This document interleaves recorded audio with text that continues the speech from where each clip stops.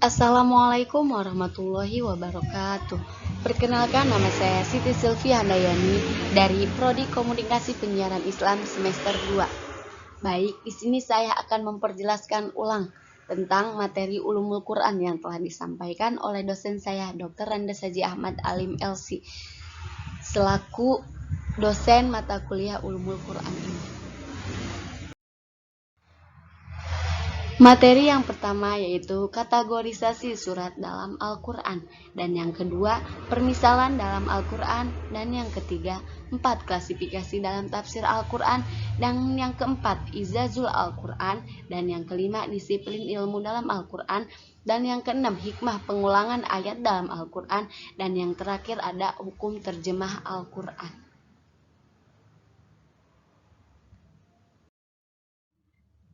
Kategorisasi surat Al-Quran.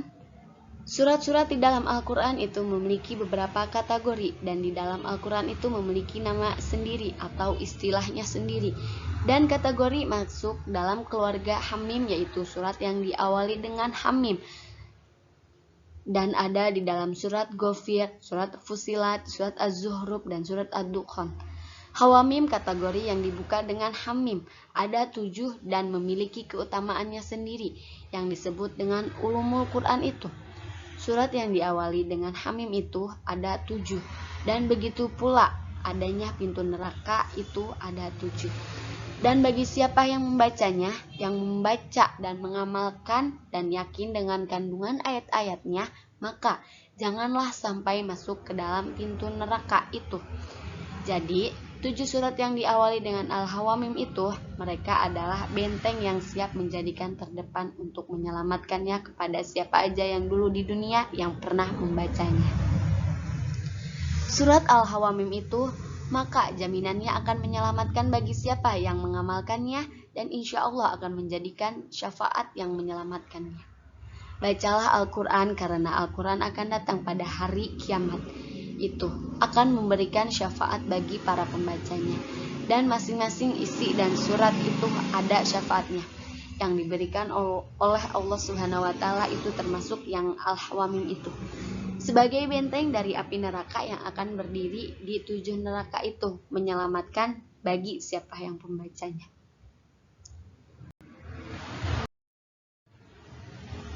Dan ada juga di dalam riwayat yang lainnya, Nabi Muhammad SAW bersabda, aku diberi surat Al-Baqarah sampai aku diberi juga surat Toha dan surat-surat yang berbunyi dengan Tosin. Surat Asy-Syura itu kategori surat yang keluarga kategori surat At-Tawasin.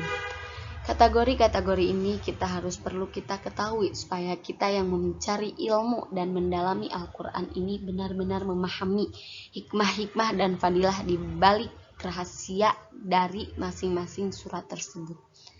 Semuanya baik dan semuanya juga yang diturunkan oleh Allah Subhanahu wa Ta'ala. Hanya saja dengan mempelajari seperti ini, menambah keimanan, semakin menambah ilmu dan wawasan bahwa Al-Quran itu betul-betul mukjizat dari Allah Subhanahu wa Ta'ala. Jadi mengetahui kategori surat ini, kita semakin yakin bahwa Al-Quran itu penyempurna dari semua syariat yang Allah turunkan di muka bumi ini, dan penyempurna daripada kitab-kitab yang Allah turunkan kepada Nabi. Kitab-kitab Rasul juga menyempurnakan daripada lembaran-lembaran atau yang dikenal dengan syuhub-syuhub yang Allah pernah turunkan kepada Nabi dan Rasulnya, dan itu semua tertera disempurnakan di dalam Al-Quran. Itu semua diterterakan di dalam Al-Quran.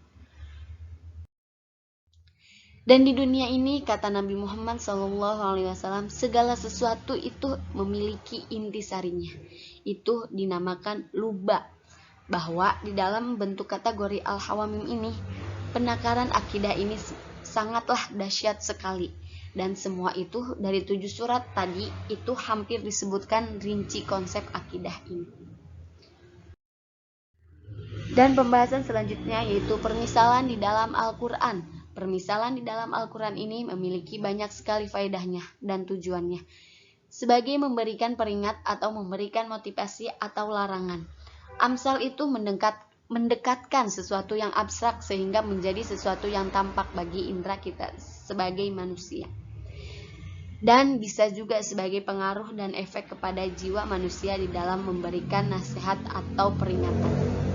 Rasulullah Shallallahu Alaihi Wasallam bersabda di dalam riwayat Imam Al-Baihaqi yang disebutkan dalam 5 perkara, yaitu halal, haram, muhkam, dan yang keempat itu mutasyabi, dan yang terakhir permisalan-permisalan.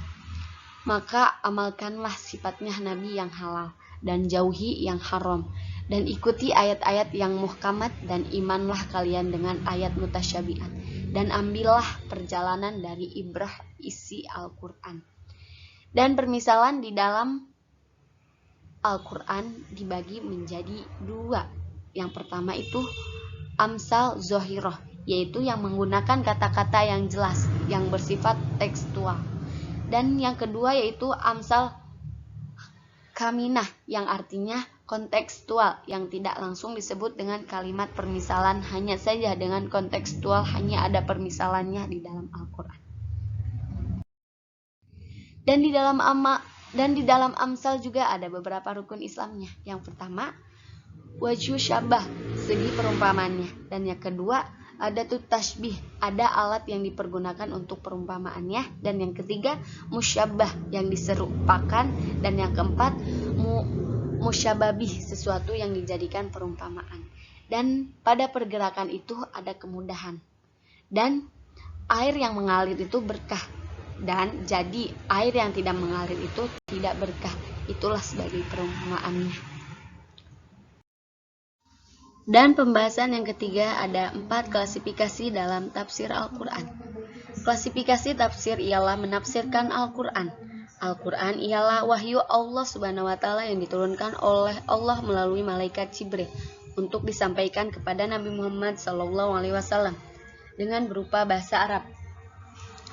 Tafsir itu tujuannya untuk memperjelas isi kandungan yang terdapat di dalam Al-Quran, sehingga apa yang diwahyukan oleh Allah Subhanahu wa Ta'ala sampai kepada kita semua. Dan menyingkap hukum-hukum dan hikam-hikam yang ada di dalam Al-Quran, dan menjadikan sebagai panduan dalam kehidupan kita, menerangi jalan dari kegelapan menuju cahaya. Dan di dalam isi Al-Quran juga ada klasifikasi yang dijelaskan oleh Nabi Muhammad SAW, dan inilah akan dijadikan sebagai pedoman bagi kita semua. Ada 4 klasifikasi dalam Al-Quran yang diriwayatkan oleh Ibnu Abbas. Yang pertama itu klasifikasi tafsir yang diketahui dengan pendekatan lisan Arab. Dan yang kedua, ada tafsir yang tidak ada uzur seorang pun untuk tidak mengetahuinya. Artinya, tafsir yang secara spontanitas orang itu paham dari terjemahnya. Dan yang ketiga, klasifikasi tafsir yang diketahui hanya oleh para ulama, dan hanya para ulama lah yang paham, karena membutuhkannya ijtihad dan istinbat. Dan yang terakhir, ada tafsir yang tidak diketahui kecuali oleh Allah Subhanahu wa Ta'ala. Dan ada juga aspek kemukjizatan dalam Al-Quran. Yang pertama itu izaz al-lugawi. Jadi, tidak ada yang bisa menandingi bahasa Al-Quran. Dan yang kedua, izaz dari sisi akhbar, ilmu atau berita yang di dalamnya. Kabar yang dibawakan oleh Allah Subhanahu wa Ta'ala itu izaz, keajaiban yang tidak ada tandingannya. Adapun berita gaib. Dan yang ketiga yaitu izaz al-ilmi, keajaiban ilmu pengetahuan yang ada di dalam Al-Quran, berkaitannya tentang ilmu sains dan teknologi. Bagaimana dengan kemajuan ini zaman itu sebagai pengungkap kebenaran Al-Quran. Dan yang keempat itu ada izaz at-tashri'i, kemujizatannya bersandar kepada Allah dan memanusiakan manusia. Dan izaz tasri'i mencakup segala sesuatu hal, semua hal. Disiplin ilmu dalam Al-Quran. Segala sesuatu dalam masalah ilmu itu sudah dibahas semua oleh Allah Subhanahu wa Ta'ala. Dan segala sesuatu yang ada di dunia ini dan di akhirat nanti itu semuanya sudah dibahas di dalam Al-Quran. Dan dua ayat ini di dalam surah Al-An'am ayat 38 dan surah An-Nahl ayat 89 yang dinukil oleh Imam Asy-Syuuti sebagai dalil bahwa semua bidang ilmu telah tercantum di dalam Al-Quran. Solusi segala fitnah itu kita semua kembalikan kepada Al-Quran. Dan semua khobar pun yang zaman dahulu itu sudah ada di dalam Al-Quran dan kisah-kisahnya. Al-Quran juga sebagai pondasi dasar sebuah ilmu yang ada di dunia. Al-Quran mencakup semua ilmu. Dan semua ilmu itu sudah tercakup di dalam Al-Quran. Itu semua. Dan siapa saja yang mengkehendaki ilmu, maka baginya berpegang pada Al-Quran. Dan jika ingin mempelajari ilmu, itu asasnya adalah Al-Quran terlebih dahulu. Sehingga Al-Quran itu sebagai pondasi dasar. Dan ada hikmah pengulangan ayat dalam Al-Quran. Pengulangan ayat di dalam Al-Quran ini lebih menguatkannya dan ada juga keindahannya. Dan memiliki nilai yang sangat tinggi. Pengulangan di dalam Al-Quran juga bisa berbentuk kata yang diulang-ulang, contohnya seperti di dalam surat Al-Mu'minun ayat 36 yang berbunyi hayhata lima tu'adun. Pengulangan ayat ini juga ada faedahnya tertentu dan ada juga pengulangannya yang bersifat makna. Kalimat yang diulang juga ada tujuannya agar kita selalu mengingatkan dan bisa juga kita mengambil pelajarannya. Dan jika kita ingat selalu, kita bisa menjadikannya sebagai pedoman kita. Dan bisa juga untuk menguatkan kita, untuk menambahkan kita juga sebagai peringatan, dan supaya kita tidak menyepelekannya. Pengulangan dalam Al-Quran itu supaya kita benar-benar meresap di dalam diri kita, sehingga kita jadikannya sebagai jalan hidup untuk kita semua. Dan faedahnya pengulangan akan menjadi salah satu metode dalam kehidupan kita.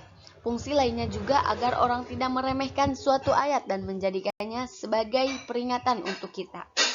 Sangat banyak faedahnya jika kita selalu mengulang ayat-ayat Al-Quran itu. Dan di sini ada hukum terjemah Al-Quran. Menterjemahkan yang artinya memiliki makna turjuman atau terjemah itu berasal dari bahasa Arab.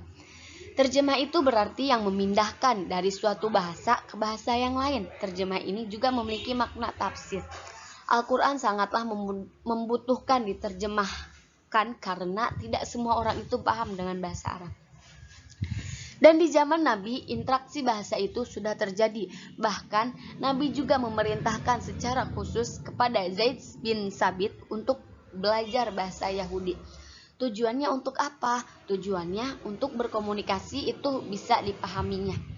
Jadi terjemah itu terjadi di zaman Nabi Muhammad SAW karena lintas dakwah Nabi ini adalah bukan hanya sekedar, tetapi mendunia. Dan di dalam menerjemahkan juga itu ada syarat-syaratnya, tidak dengan sembarang. Yang pertama itu Islam, tidak boleh orang yang sembarang. Dan yang kedua adil dan dapat dipercaya. Dan yang ketiga, harus benar-benar paham dengan bahasa Arab dan sudah mendalaminya. Dan yang terakhir, memiliki akhlak yang baik. Cukup sekian dan terima kasih. Wabillahi taufiq wal hidayah. Wassalamualaikum warahmatullahi wabarakatuh.